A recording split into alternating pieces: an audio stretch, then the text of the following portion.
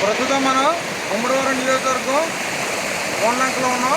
ఇక్కడ వరద ఉధృతి చాలా ఎక్కువగా ఉంది. ఇక్కడ స్థానికులు వరదతో ఇబ్బందులు పడుతున్నారు. ప్రభుత్వ అధికారులు ఇక్కడ మకాం వేశారు. ఎప్పటికప్పుడు పరిస్థితిని సమీక్షిస్తున్నారు.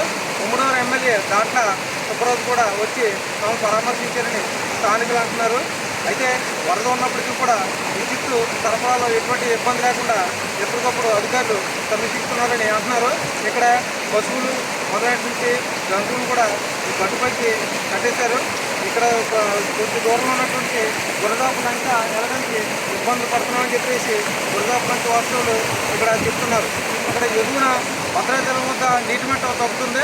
మూడో ప్రమాద హెచ్చరిక విరమించుకున్నారు. అయితే ఆ నీరంతా కూడా కిందకు వస్తుంది, మళ్ళీ ఫ్లోటింగ్ జరుగుతుంది.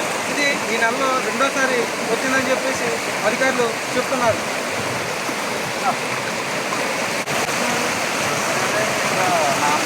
గాడి మీద నానబెట్టాం, జనం దాడేసుకోమల